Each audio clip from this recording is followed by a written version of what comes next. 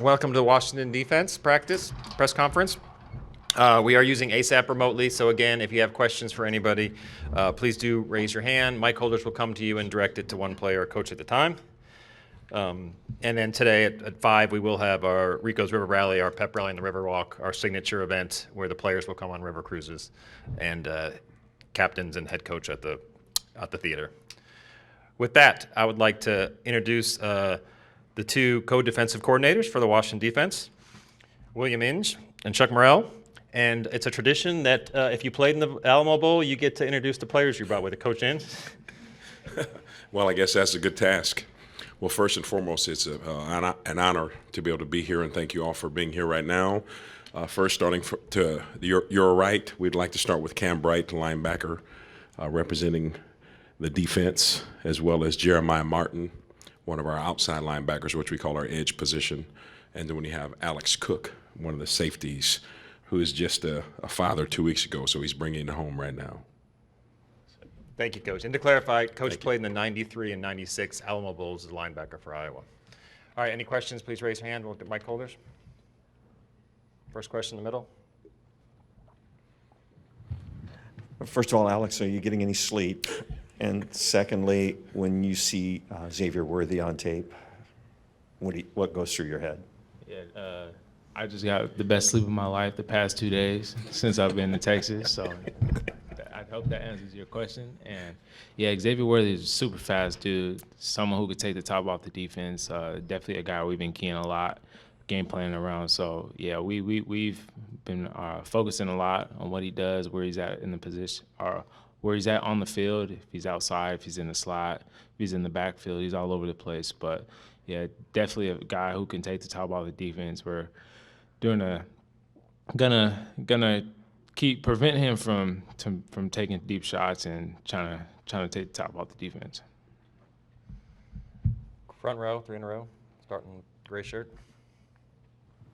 Hey, Coach Morrell, and for you, with Texas running backs, Bijan, and they were not playing in the game, how much has that altered your guys' preparation for them, for Texas specifically?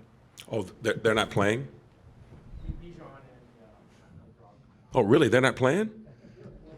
Oh, wow, that's great, guys.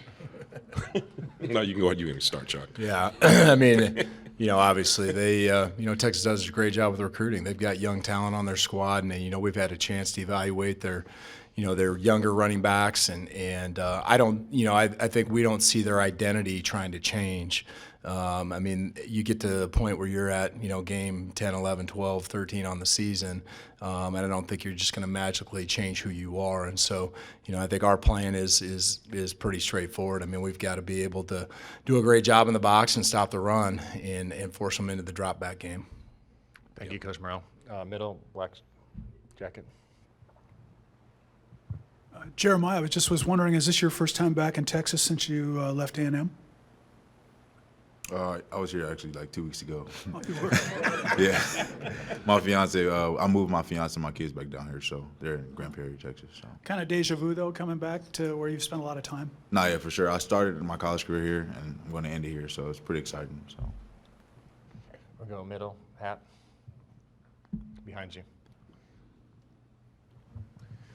Jeremiah, for you, having played, in the SEC, having played at Washington, been there a couple of years, just curious what you think this means for this program to have this kind of a game against a big name brand opponent in Texas. What do you think a win would do for national perception of this program and everything that it can be? Nah, yeah, for sure. I think the biggest thing for us, even like out of conference games for anybody, I think it's the biggest thing that coming in as the underdog, as people say. I think like taking this game and winning it, I mean, it means a lot to the program. It's going to mean a lot for the future people too, because at the end of the day, like it's the bowl game, and a lot of people just whoever's the most conditioned and whoever comes out and plays the hardest, that's who's going to win the game, in my opinion. So I think that's going to be like the future brand of like the future. So. Blue shirt. Hey, this one's for coaching. How have the players been practicing, and you can get more into how have you been balancing kind of the business at hand mentality and then the bowl festivities and kind of making sure the players are in the right mindset. Mm-hmm. Well, the practices have been very high spirited, and they've been pretty good. And I think that's really a testament to these three defensive leaders that we have here, where as a player-led team, they set the identity for the team. They set the identity for the practices. So most of the time, as your leaders go, the rest will follow. So they've been able to set the identity and do the things that we need to be able to get done when it comes to practice, when it comes to offense, defense, and special teams. When it comes to maintaining the healthy balance, you still have to know that it is a business trip, but also you have to be able to have fun. And most of the time, that takes a little bit of maturity. So you have to really understand that you have to know how to flip the switch on and off when it comes to play time and the time for you to be serious when it comes to you being purposeful in your preparation. So we feel as though the team has been really good thus far, and the area and everyone around us has been very hospitable. So it's been a very good experience for us overall. Center hat. For AC, I'm curious. You guys are, the higher ranked team. You've won more games. You have more players playing in this game. And I mean, like Jeremiah mentioned, you're the underdog in Vegas. What is your thought on that, given the circumstances that you guys are not favored to win this game? Yeah, I think it's just one of those Pac-12 deals where everybody looks down on the Pac-12. I think it's one of those kind of situations, and I mean, we're okay with that. We've been underdogs this entire season. We've been, not predicted to win in Vegas against multiple teams, more than 3 teams this year. And we're fine with that. I mean, there's no big deal. We're used to it. We've been through this. I've been through this 6 years being an underdog. I'm not fazed by this by any means. So, I'm actually excited to be the underdog. I mean, that's what it's all about. Underdogs come out on top. Second round, Teal. Alex, you played wide receiver against Coach K's defense. I think you were over on defense when he was there for a year, weren't you? Correct, yeah. Have you had a chance to take a look at that defense at all and have any input on if it's anything different, or is it pretty much the same? Yeah, I mean, I played against the defense, and I played with Coach K as a safety, so I was kind of in between those two different time zones. But I remember all the calls. I remember every single call like the back of my hand. I don't forget that stuff, so I think that would be a big advantage for me. If he doesn't switch up the signals, then hey, I might be making a lot more plays than anticipated. Questions? Front row hat, then front row black.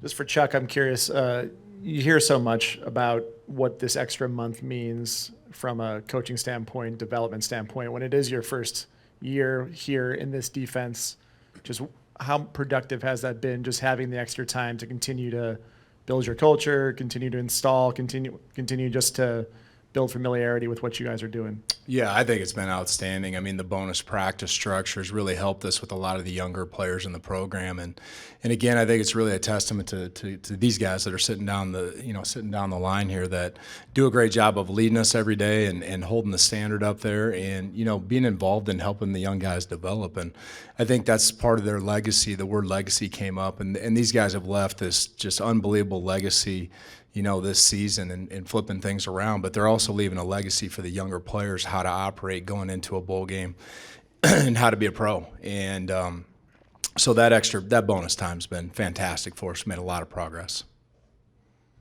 Middle, black jacket. This is for Alex. This crew, I think I counted it up, maybe 60% of the guys on the roster had never been to a bowl game. And it's been 3 years since Washington has been to one. Has this almost been like Christmas for them, that something new, something unusual? Yeah, it's definitely something we emphasize. And obviously, most of the team hasn't been to a bowl game, and this is their first time really, well, for a lot of guys, getting outside the state since the beginning of the season. So it's kind of a time for the leaders to step up and set the standard and make sure these guys are doing the right things on and off the field. But also making sure we obviously spend time with those guys off the field and making sure we spend our last times together and making the most of that. So I think it's trying to just find a fine balance between fun and focus, just like Coach N said, time to flip the switch. But yeah, I mean, the young guys, I mean, they're having a good time. They're practicing hard, and there's nothing much we can ask for them. Middle. For Coach Inge, I'm curious just how you would describe the health of this linebacker core where, you know, you've got a guy like Cam who's leaving after this game and some other contributors, and you're bringing in a bunch of guys, including a transfer next season. Just when you look at the numbers there, the experience, young, old, do you like where you're at right now? How do you kind of assess the state of that room? Yeah, in the sense we really love where we're at and love where we're going, and that's what development and progression is all about, and that's the message that we tell our prospects and recruits when you come in. The expectation is you're going to be competing for a championship, and that is exactly what we're thinking, and that's the mindset that you have to have 24/7, and that's how, as coaches, that's how we're built. And from a recruiting standpoint, that's truly what we're all about. We're going to get to the hearts of the players and let them know how much we're going to love for them and care for them. And for me, I want to be their leader. And the one thing that we all know as coaches is these young men make us look better than we really are. Thank you, Coach. Back left.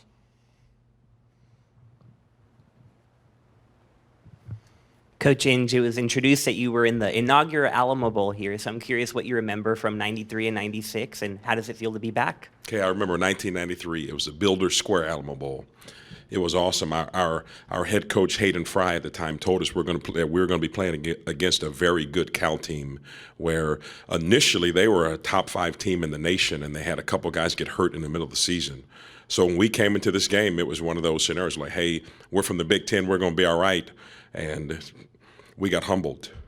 And it was something as a young player, as a true freshman, it was something that was great to be able to experience as a freshman, because I knew if we ever got in a scenario like that again, that was not going to happen.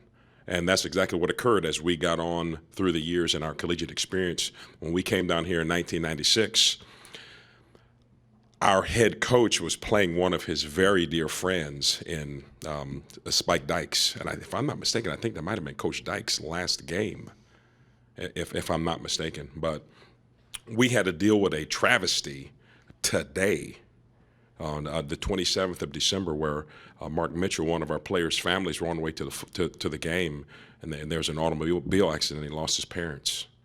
And that will really make you appreciate what you have as friends. So when we came out, there was nothing that was going to stand in our way as a team on a mission.